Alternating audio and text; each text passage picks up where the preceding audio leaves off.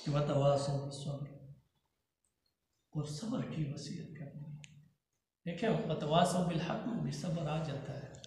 لیکن یہ صبر کی ایک الگ سے فضیلت اور اہمیت بیان کرنے کے لیے الگ سے ایک ذکر ہوا ہے۔ صبر کیا ہے؟ صبر رکنے کا نام ہے، برداشت کا نام ہے، اور یہاں پر مفسرین نے صبر 3 معنوں میں مراد لی ہے۔ ایک صبر یہ ہے کہ جو غم اور پریشانی آدمی پہ آ جائے، مصیبت آ جائے، اس پہ صبر خود بھی کرنا ہے اور دوسروں کو بھی صبر کی نصیحت کرنی ہے۔ دیکھیں اسی آیت پہ ہم عمل کرتے ہوئے کیا کرتے ہیں کہ جب کہاں کسی کے ہاں غم ہو جاتا ہے یا کسی کا کوئی مالی یا جانی کوئی نقصان ہو جاتا ہے، ہم لوگ جاتے ہیں، اہتمام کے ساتھ جاتے ہیں، ان کے ساتھ تعزیت کرنے کے لیے جاتے ہیں، اسے تلقین کرتے ہیں کہ صبر کرو، اللہ تعالیٰ رحم فرمائے گا، اس کے دل کو تسلی دیتے ہیں نا، تو یہ ہم صبر کی ہم اسے نصیحت کر رہے ہوتے ہیں۔ یہ بھی ہونا چاہیے، یہ اس کا بھی حکم ہے اس قرآن مجید میں۔ لیکن دیکھیں صرف آیا صبر اس حد تک ہے کہ یا ہم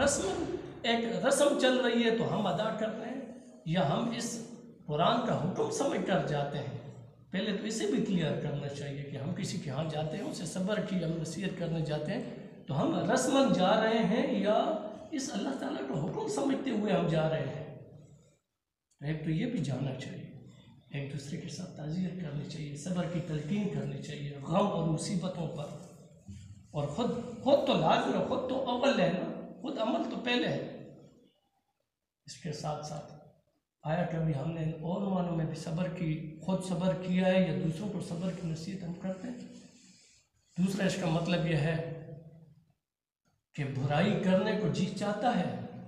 برائی کرنے پر مجبور کیے جا رہے ہو، گناہ کرنے کو جی چاہتا ہے، گناہ کرنے پر مجبور کیے جا رہے ہو، گناہ کی لالچ دل مچل رہا ہے، لیکن نہیں، اپنے نفس کو کنٹرول کرنا ہے،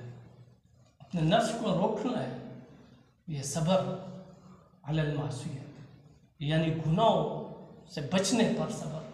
گناہوں سے اپنے آپ کو روکنے پر صبر۔ تو یہ خود بھی اس کی، یعنی انسان اگر خسارے سے بچنا چاہیے،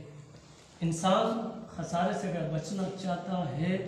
تو اس کے لیے یہ لازمی فارمولہ ہے، لازمی ایک شرط ہے کہ خود بھی گناہوں سے اپنے آپ کو روکے رکھے گا،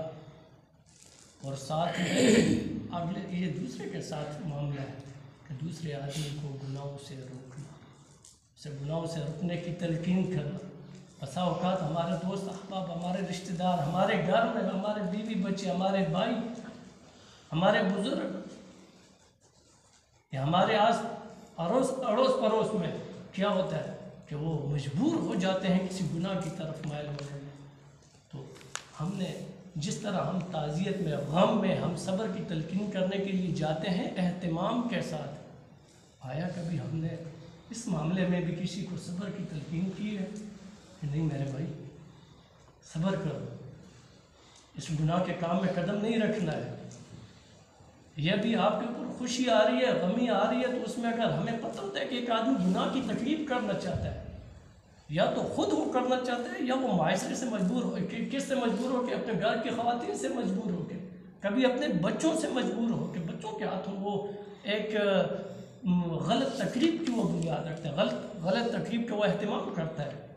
تو آیا جس طرح ہم صبر کی تلقین و غم اور پریشانی کی حالت میں مبتلا آدمی کے پاس جب ہم جاتے ہیں اور اسے صبر کی تلقین کرتے ہیں،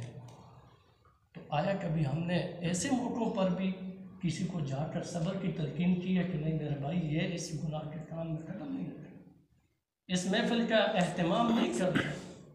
اس سے اپنے آپ کو باز رکھو، صبر کرو؟ یہ گناہوں سے رکنے پر بھی صبر کرو۔ اور تیسرا صبر ہے کہ نیکی کے اوپر ڈٹے جانا۔ بسا اوقات آدمی ایک نیکی کا عزم کر لیتا ہے، لیکن وہ معاشرے کے ہاتھوں، اپنے گھر کے ہاتھوں، اپنے بیوی بچوں کے ہاتھوں، یا اپنی معیشت کی اس تنگ دستی کی وجہ سے یعنی اس معاشی لحاظ سے وہ اتنا مجبور ہو جاتا ہے کہ اس نیکی کے کام سے وہ باز آنا چاہتا ہے، وہ اس سے پیچھے اسے ہٹاتا ہے، یہ معاشرے سے پیچھے کی طرف دھکیلتا ہے، لیکن وہ کیا کرتا ہے؟ وہ خود بھی اس پہ صبر کرنا ہے اور کبھی ایسے موقع پر ہم نے دیکھا کہ کوئی آدمی جس نے ایک نیکی کا عزم کر لیا ہے اور بعد میں وہ مجبور ہو کے اس نیکی کے کام سے پیچھے ہٹ رہا ہے، تو کبھی میں نے اور آپ نے اس آیت پر عمل کرتے ہوئے صبر کی تلقین کی ہے؟ جس طرح کہ ہم غم اور پریشانی میں جس کے ہاں میت ہو جاتی ہے، جانی مالی نقصان ہو جاتا ہے، اہتمام کے ساتھ، میں بار بار اس لیے کہہ رہا ہوں کہ ہمارے ہاں صرف اسی بات پہ عمل ہو رہا ہے کہ جس طرح ہم کسی کی تعزیت کرنے کے لیے اہتمام کے ساتھ جاتے ہیں، ذہن میں ٹارگٹ ہوتا ہے، بعد میں گھر والے پوچھتے ہیں، ایک دوسرے دوستوں کو یاد کراتے ہیں کہ فلاں کے ہاں گئے ہو یا نہیں گئے ہو، اس کا یہ نقصان ہوا ہے. تو کبھی ہم نے ایسے صبر کرنے کی تلقین کرنے کے لیے بھی ہم کبھی گئے، ہم نے قدم اٹھائے؟ اگر نہیں اٹھائے تو یہ ہم نے اٹھانے ہیں، اس لیے کہ خسارے سے وہی آدمی بچ سکتا ہے کہ جس نے صبر کی تلقین کی، صبر کی وصیت کی، صبر کی نصیحت کی. ایک دفعہ پھر آخر میں اس کا ترجمہ پڑھ کے میں اپنی بات کو تام پذیر کروں گا کہ اللہ رب العالمین فرما رہے ہیں کہ قسم ہے زمانے کی، بے شک انسان لازماً خسارے میں ہے. ہاں، خسارے سے اگر کوئی بچا ہوا ہے تو کون سوا وہ لوگ خسارے سے بچے ہوئے ہیں کہ جنہوں نے ایمان لایا اور عمل صالح کیے، نیک اعمال کیے اور حق کی، یعنی اس قرآن کے ساتھ دوسرے کی نصیحت کی، اس کی خیرخواہی کی، اور قرآن کے ساتھ وصیت کی، اور کیا کیا؟ وتواصوا بالصبر، اور صبر کی تلقین کی. اللہ رب العالمین ہمیں اس سورہ مبارکہ کو سمجھنے کی اور عمل کی توفیق عطا فرمائے. جیسے وہ امام شافعی رحمۃ اللہ علیہ نے شروع میں نے ذکر کیا ہے کہ انہوں نے فرمایا کہ اگر لو تدبر الناس فی هذه السورہ لوسعتهم، کہ اگر یہ لوگ صرف اس صورت میں تدبر کر لیتے، اس کے مطابق اپنا ورنہ بچھونا کر لیتے، تو یہ ان کی دین اور دنیا دونوں کے لیے کافی تھی. تو اللہ تعالیٰ ہمیں